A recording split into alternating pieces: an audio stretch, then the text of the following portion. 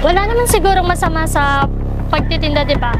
Marangal naman yung trabaho ko. Tsaka, ang masama, yung nagnanakaw ako. Oo nga, walang masama. Pero ikaw, tapos ka ng college, dapat di ka na lang nag-aral. Kahit nakapagtapos ng elementary, kayang-kaya yung gawin eh. Tigil.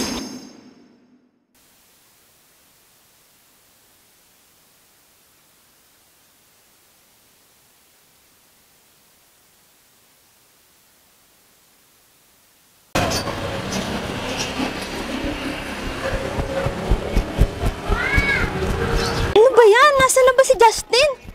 Tagal-tagal, baho-baho dito. Sabing kaunin na ako eh. Hoy, Ale! May kakilala ka ba ditong Justin Paglaon? Ah! Justin Paglaon? Diretso ka lang dun, miss. Tapos, kaliwa. Doon na yun. Ba, kadiri! Lumayo ka nga! Baho-baho na nga. May usok pa. Jean? Sino ka ba? Ako to. Si Isa. Yung classmate mo ng college. Ano ka ba? Nangungopia ka pa nga sa akin eh. Anong mukha yan, Isa? Ang tali-talino mo. Nung tayo magkaklase pa. Ano? Dito ka na lang? Isang hamak na tindera ng isaw? Ha? Tingnan mo nga yung pagmumukha mo. Ang pangit mo. Losyang na losyang. Talagang hindi nasusukat ng kinabukasan ng tao sa talino. Tingnan mo nga ikaw. Gumraduate ka ng magna. Tapos ano? Isa ka lang tindera.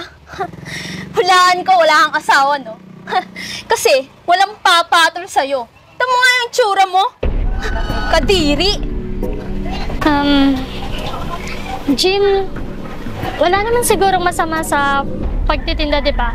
Marangal naman yung trabaho ko. Tsaka, ang masama, yung nagnanakaw ako. Oo nga, walang masama. Pero ikaw, tapos ka ng college, dapat di ka na lang nag-aral. Kahit nakapagtapos ng elementary, kayang-kaya yung gawin eh. Tigri. Alam mo, Jean, sumusobra ka na eh. Akala mo ba? Wala akong alam sa buhay mo. Ha? Makapaglabas ka ng tiyan.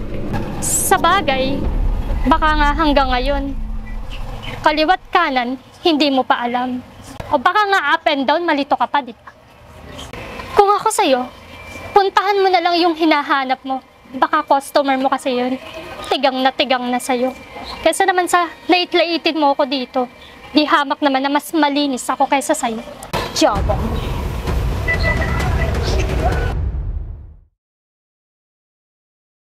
Justin! Justin! Tao po. Ay ate, wala pa po pala si kuya. Pero nabanggit naman po niya na may papatulong po siya sa project niya. O, sige. Pero sige po, pasok po muna kayo. O, sige. O ate, kain ka po muna. Ano yan? Isaw? Ano? Doon mo pa yung binili sa kaklase kong si Isa? Kaklase niyo po pala sa ate Isa? Oo. Alam mo ba, gumraduate yun sa as magna cum laude. Tapos ano, ayan lang mararating, tindera ng ng ihaw-ihaw. Naku ate, huwag mong ilalang lang yung tinda ni ate Isa. Alam mo ba, nakakaubos siya ng 50 kilos everyday. Dinudumog pa nga siya ng mga tao dun eh.